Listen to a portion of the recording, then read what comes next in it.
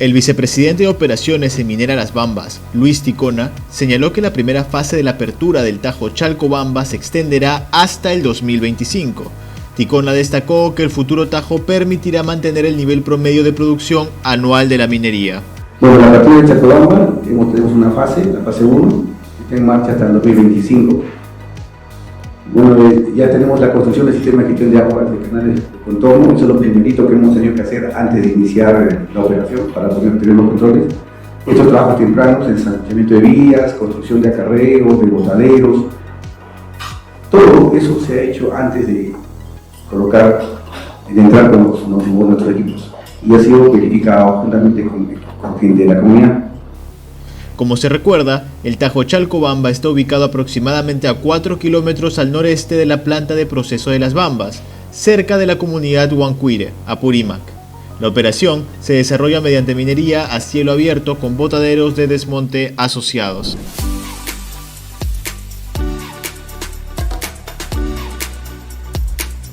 El ministro de Energía y Minas, Rómulo Mucho, sostuvo que China es el primer aliado comercial de Perú desde hace casi 10 años. Indicó que el país asiático está invirtiendo fuertemente en nuestro país y que se convertirá en el primer inversionista del sector minero en el Perú. China tiene 3 minas en operación y como 4 proyectos. Fácil que pasan más de 20.000 millones de dólares de inversión en minería. Está invirtiendo ahora en energía, pues hay plantas de generación eléctrica, también en hidrocarburos en el lote 58. Así lo expresó el titular del MINEM. Mucho refirió que China es el consumidor de casi el 50% de todos los recursos naturales que se producen en el mundo. Así es el principal comprador del 54% de cobre, casi del 60% de hierro y el 50% de aluminio, que son utilizadas en grandes obras de infraestructura como construcción de viviendas, vías ferroviarias, entre otros.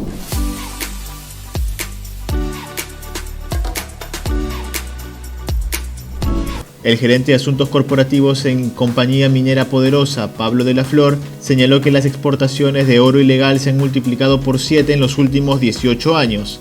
De acuerdo a sus estimaciones, existirían entre 200.000 a 300.000 mineros ilegales, los cuales producen 2.2 millones de onzas de oro, lo cual equivale a un total de 4.000 millones de dólares aproximadamente. Hay una clarísima y lineal relación entre el desempeño en los precios del oro, por un lado, y la producción de oro sucio, de oro ilegal en nuestro país. Y esto queda clarísimamente demostrado en este gráfico que comparto, donde vemos el comportamiento muy estrechamente ligado entre ambas variables, con el precio del oro en dólares por gramo en el eje derecho y por otro lado el nivel de producción en el eje izquierdo. Entonces, evidentemente hay una respuesta sumamente contundente de parte de la producción ilegal respecto al desempeño de los precios, y lo que hemos visto naturalmente en los últimos meses, sobre todo, es un crecimiento significativo en el precio del oro a nivel internacional, que ha batido todas las expectativas y récords. Estamos ya por el orden de los 1.300, 2.400. El oro ha llegado a estar por encima de los $2.600 la onza, y las perspectivas pues son bastante positivas respecto a la dirección que podría tomar el desempeño aurífero en los próximos meses. De la Flor indicó que en los últimos 5 años en Sudamérica se han deforestado 121.000 hectáreas, lo cual es equivalente a 170.000 canchas de fútbol por los trabajos de los mineros ilegales, y refirió tras citar un estudio del Instituto Peruano de Economía.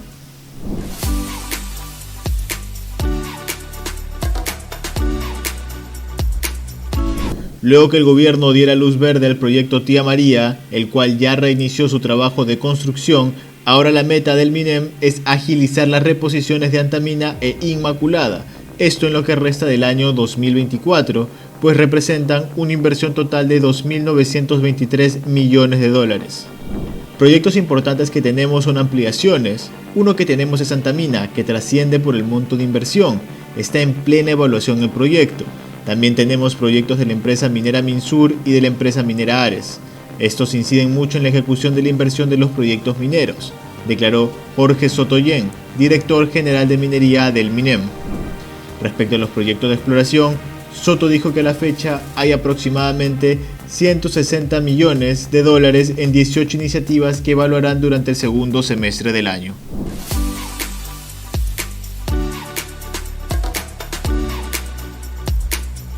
Southern Perú anunció un adelanto en la fecha de inicio de operaciones del megaproyecto cuprífero Michiquillay.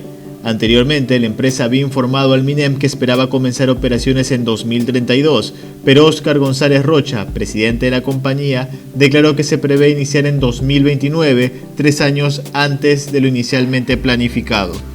Esta iniciativa de clase mundial cuenta con recursos minerales inferidos de 2.288 millones de toneladas y una ley de mineral de cobre estimada del 0.43%, además de subproductos de molibdeno, oro y plata.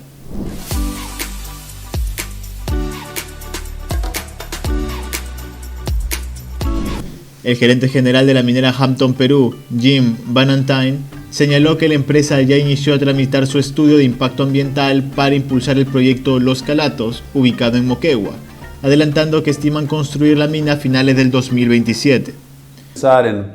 En el estudio de ingeniería de detalle corriendo en paralelo a la EIA para 2025 y 2026. Entonces tiene que hacer la línea de base para la EIA de temporada húmeda seca. Tiene que también escribir el relatorio, tiene que ser analizado y procesado por SENACE. Entonces está básicamente el año que viene es el relatorio, el año después, 26, es el análisis por SENACE. Y esperamos recibir el permiso en 27, el inicio del 27 y después los permisos, los trámites con MINEM y la región para comenzar construcción en el fin de 27, operación fin de 29, 2 años de construcción. 2 años más o menos. Bannatyne detalló que sacar adelante este proyecto implica una inversión aproximada de 700 millones de dólares y destacó que esta iniciativa minera, en su mayoría de cobre, también han encontrado molibdeno tras haber explorado por más de 15 años.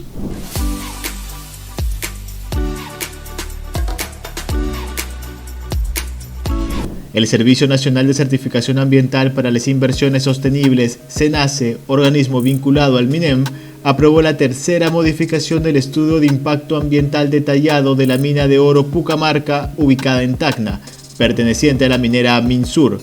Dicha aprobación permitirá una inversión de 105.6 millones de dólares. La propuesta tiene como objetivo modificar el plan de minado, lo que viabilizará la extensión del cronograma de minado de la referida unidad por un tiempo adicional hasta el 2025, sin aumentar la capacidad de producción aprobada en sus instrumentos de gestión ambiental, que es 25.200 toneladas métricas diarias.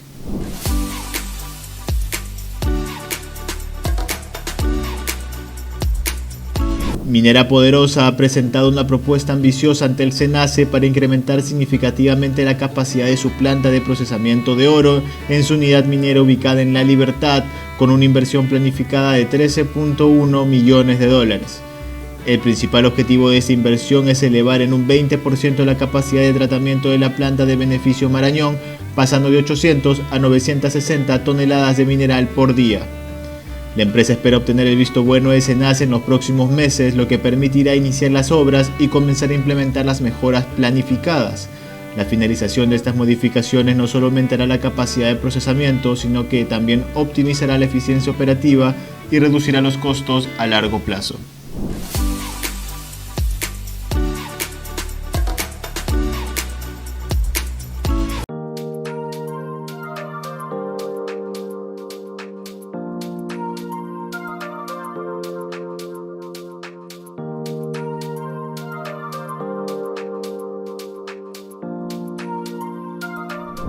Tenemos hoy en día capacidad para asegurarles en este gobierno estabilidad jurídica, seguridad, estabilidad social.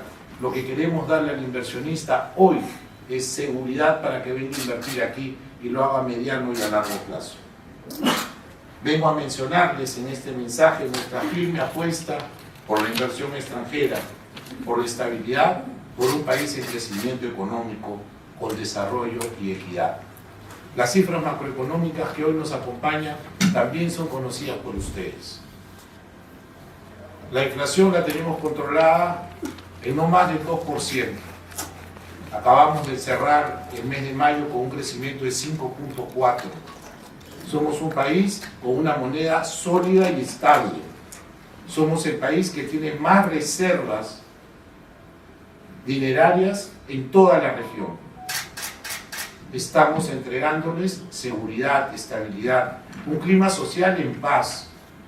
Y eso es lo que queremos que los inversionistas lleven a sus carteras, para que apuesten por este país.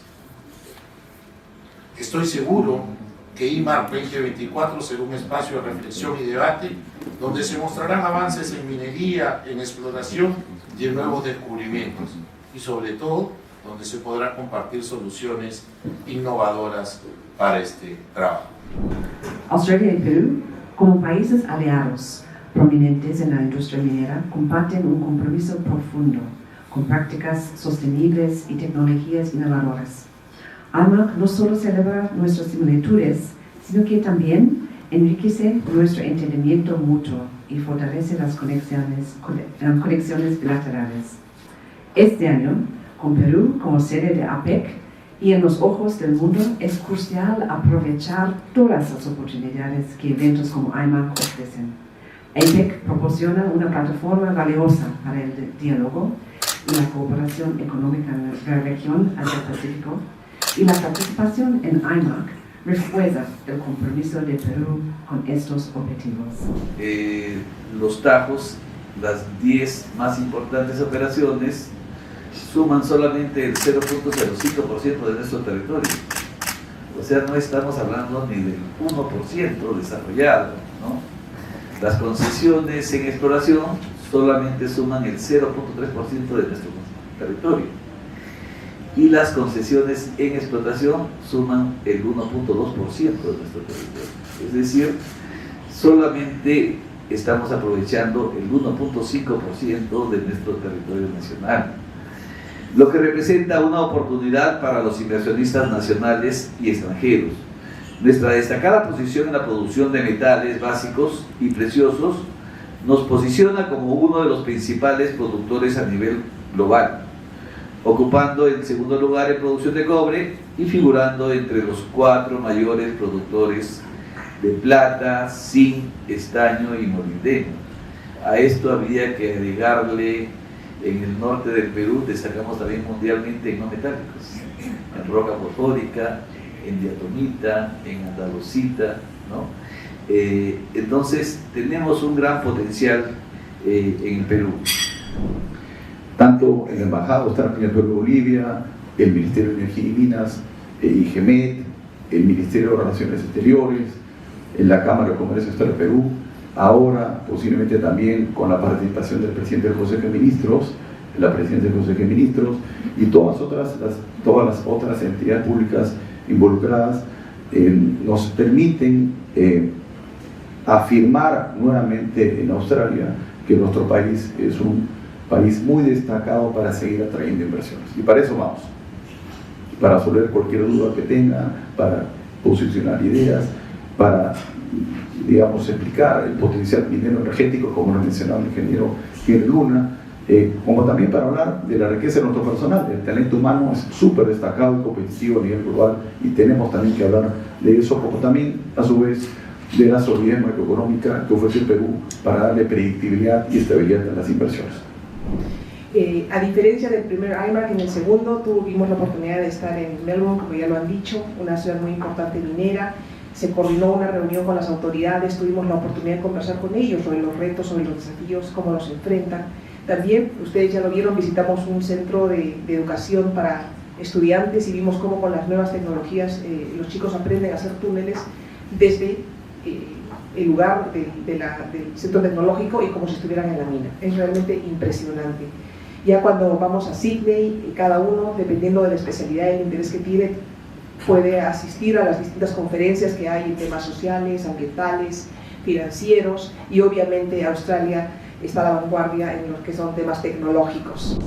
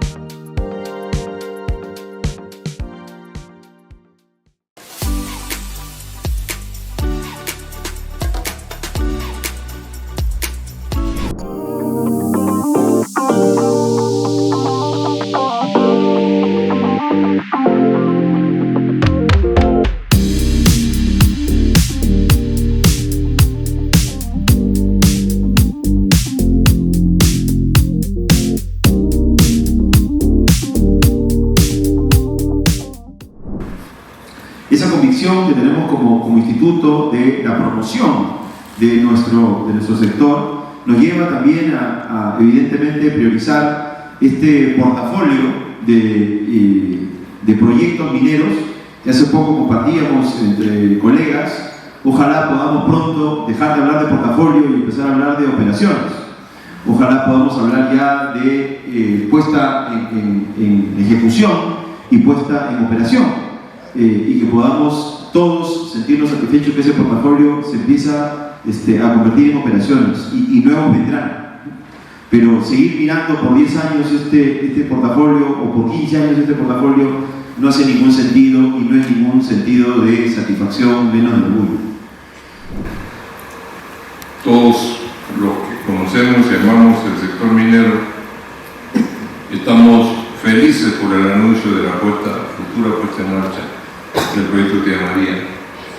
Sin embargo, ya hoy me enteré que mañana hay una marcha en contra de.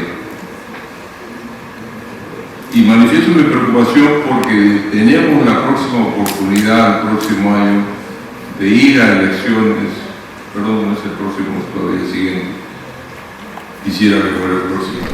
Es decir, tenemos por delante un futuro promisorio, pero ese futuro promisorio lo realizan personas. Y esas personas nunca hay que olvidarlas, y este libro lo que trata es eso, de olvidarse que detrás de esas historias, muchas de éxito también, algunos contratiempos que hemos tenido, hay personas. Y este esfuerzo del instituto es justamente dejar registro de eso, y un poco que sea una motivación para las siguientes generaciones de que ese futuro todavía por desarrollar va a estar en manos de la energía de la juventud que está en el segundo nivel. Bienvenido a bordo. Déjate llevar por la compañía aérea española, con la que vuelan cada año más de 10 millones de pasajeros a más de 50 destinos en todo el mundo. Disfruta de la unión entre tecnología y confort que ofrecemos en nuestra renovada flota de aviones, más modernos y sustentables. Nos gustará verte pronto, muy pronto.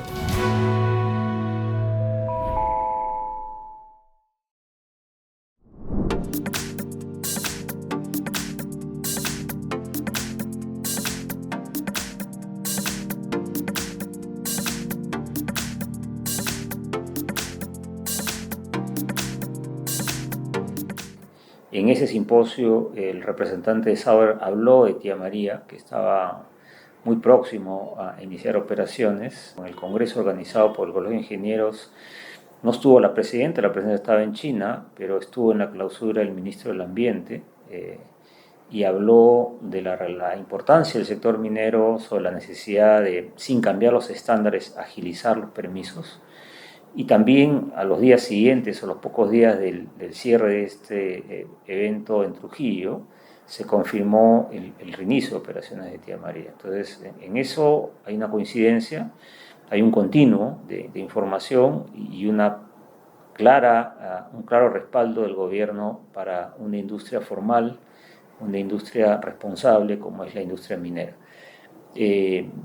Yendo a los detalles, quizás en el caso del simposio organizado por la Sociedad de Minería, además de ese anuncio, además de esa participación, lo importante fue hablar de las tendencias de la industria. Está claro que el metal cobre va a seguir siendo demandado y por lo tanto deberíamos incorporar en el plan de desarrollo del país el desarrollo del portafolio de cobre, ¿no? En el evento de Trujillo se habló también de esa tendencia de los precios del cobre. Hubo preocupación, se trató también en el evento anterior el tema de la minería informal, que es un tema que aún venimos trabajando, creo todos, para buscar una solución que le dé trazabilidad y que saque de esa ecuación en esta actividad la actividad criminal o ilegal.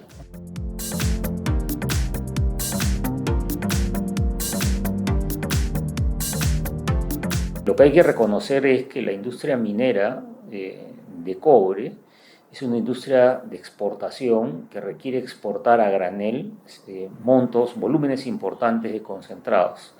En el norte del Perú, específicamente en la región Cajamarca, pero alrededor de la región Cajamarca, Lambayeque y la parte norte de La Libertad y parte de Ancash, en conjunto hay un número de proyectos muy importantes, como sabemos, Conga, Galeno, Michiquillay, La Granja, Coimolache Sulfuros, Yanacocha Sulfuros, Cañariaco, Magistral. Y este portafolio de proyectos podría producir más de 1 millón de toneladas finas de cobre, pero ese cobre va a estar contenido en concentrados. Entonces, a granel estamos hablando de necesitamos una solución portuaria para transportar más de 5 millones de toneladas a granel al año. El puerto Salaberry no tiene esa capacidad, se tiene que buscar una solución a eso. Y también, en base a la experiencia del sur, claramente se requiere un sistema ágil de bajo impacto ambiental, de bajo impacto en el entorno de transporte de esos concentrados, de esos 5 millones. Y es por eso que algunos hablan de ferrocarril. Creemos que la solución técnica y económica son concentraductos. El concentraducto con bombas, con estaciones de bombeo, se adapta a la topografía del terreno. Un ferrocarril requiere un trazo con una pendiente de 2%, y si se imaginan ustedes bajar de 4.500 metros hasta la costa con 2% requiere un desarrollo, un número de kilómetros mucho mayor. Creo que entonces, cuando hablamos de ese portafolio, ese potencial por desarrollar, tenemos que poner en la discusión cómo vamos a hacer para desarrollar una infraestructura compartida, para llevar con los concentrados hasta la costa, creo yo, con un concentraducto, y una vez estando ya en la costa, cómo lo exportamos, ¿no? Y esa discusión requiere la participación de las empresas privadas, sin duda, que tienen los proyectos de cobre en el norte, pero también del Estado. El Estado, quizás la Agencia Proinversión es la llamada a tratar de aglutinar ese esfuerzo, porque si no se hace un esfuerzo sincronizado, es poco probable que podamos ver que proyectos de manera individual se desarrollen.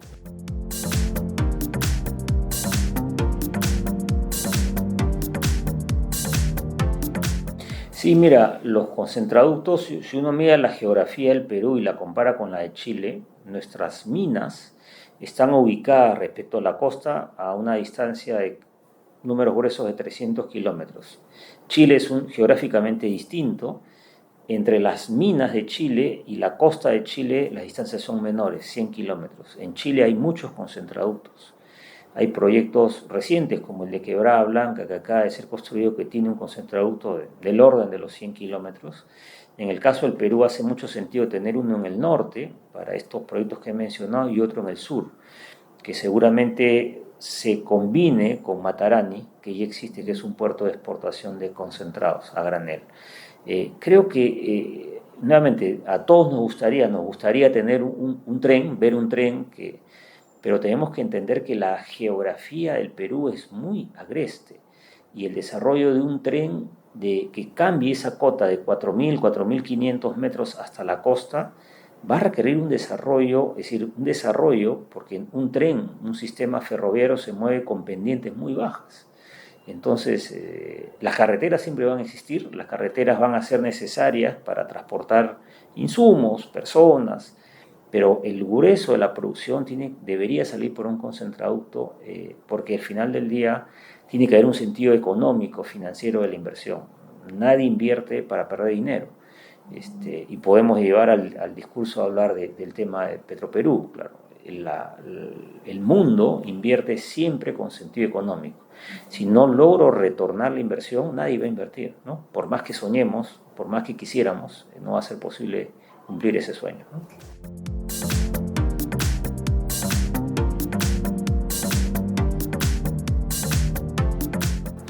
Es quizás un esfuerzo mayor porque, como comprenderemos todos, al día de hoy las grandes refinerías están instaladas en China y la refinería es un negocio de volumen, ¿no? Es decir, y por lo tanto la única manera de poder construir una refinería es tener economía de escala.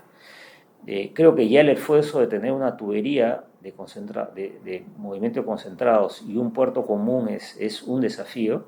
Sumarle eso al esfuerzo de una refinería es mayor y más aún cuando la refinería lo que requiere tener es un mercado cerca. Nosotros somos un país de solo 33 millones de peruanos, somos menos del 0.5% de la población global. El hecho de que las refinerías estén en China tiene un sentido económico también. China, dicho en palabras coloquiales, es la fábrica del mundo, donde se fabrican autos eléctricos. Al día de hoy es el mayor productor de autos eléctricos, de construcción de autos eléctricos, donde se construyen todos los artefactos que conocemos del hogar, refrigeradoras, cocinas, lavadoras. Es la gran fábrica que consume el cobre. Entonces hace mucho sentido que la refinería de cobre esté en China. Pero eso no obsta que, claro, podamos encontrar una solución. En el Perú tenemos un portafolio de cobre, en algunos casos con arsénico, y se podría crear un trabajo conjunto para crear una suerte de nicho, para poder tener una fundición, una refinería de cobre que atienda este mercado de cobre arsenical. Es complejo, creo que empecemos por desarrollar la infraestructura común, como digo, en el transporte de concentrados y en la exportación de concentrados.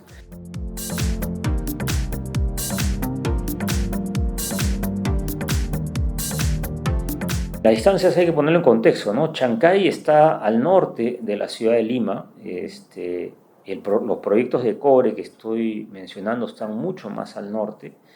Hace más sentido, si queremos desarrollar una infraestructura para exportar los concentrados que podemos producir en el norte, pensar en el puerto Eten, en Lambayeque, o pensar en Bayóvar, en Piura. Está más al norte. En el caso de Chancay, como mencionas, va a ser un gran puerto no de manejo a granel, está diseñado para manejar contenedores. Y lo que se va a convertir es en el gran hub de movimiento de contenedores de exportación de toda la región hacia Estados Unidos o Asia, pero también de llegada, de importación de productos. Ese es el foco de Chancay. Lo que sí va a lograr es descongestionar el tema de contenedores en el Callao.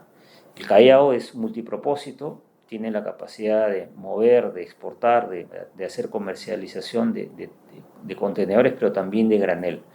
Lo que va a permitir es tener más holgura en esta parte neurálgica que es el Callao.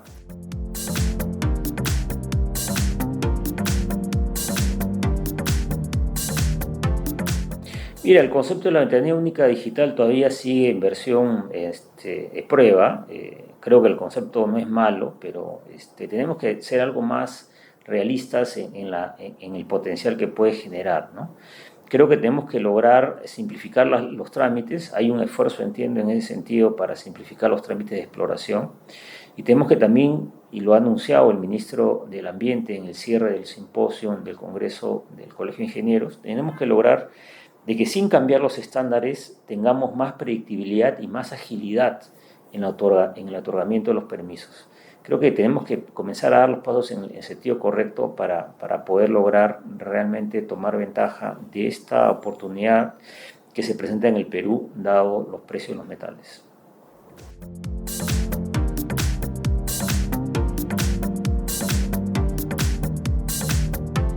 En el tema de la minería aurífera informal, tenemos un plan como Sociedad de Minería que estamos terminando de afinar, que queremos que sea parte del debate de la segunda legislatura, porque es un tema también álgido que requiere una solución integral y no un parche.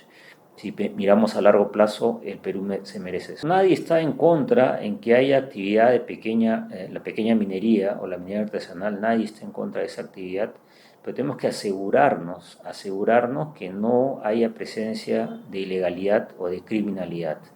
Y por eso de la Sociedad de Minería insistimos del concepto de la trazabilidad. Con la trazabilidad vamos a poder saber quién es quién, sacar aquellos que no están haciendo las cosas correctas.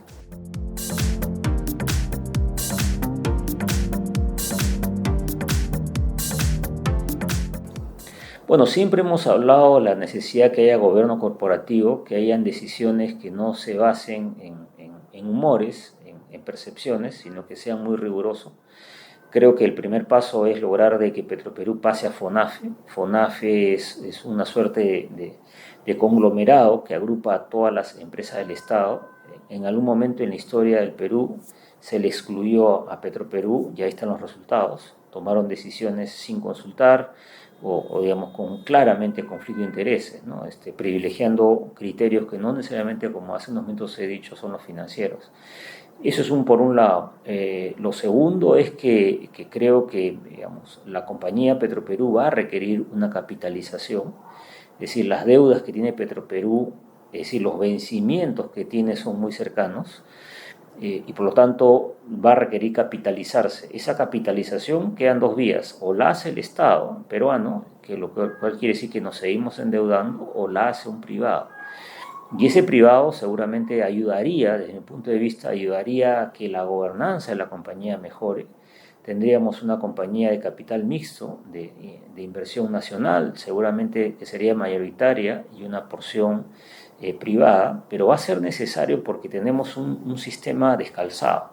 Vamos a tener una refinería y no tenemos el crudo, no tenemos el petróleo. Lo ideal es que podamos llegar a un acuerdo para que alguien aporte capital y además le asegure a esa refinería, cuando opere de manera eficiente y completa, que le asegure tener los crudos a tiempo para lograr cerrar la ecuación. En el largo plazo, lo que se requiere es que Perú Petro promueva la exploración del Alto Marañón, donde hay un gran potencial de petróleo, que reparemos y pongamos en servicio el oleoducto, y ahí tendríamos la ecuación completa, ¿no? Pozos de petróleo, oleoducto que conecta la zona del Alto Marañón con Talara y la refinería operando. Entonces tenemos que pensar, hay soluciones que creo que hay que implementar, son difíciles, duras en el corto, pero en el largo plazo también, para tener algo viable y sostenible en el tiempo.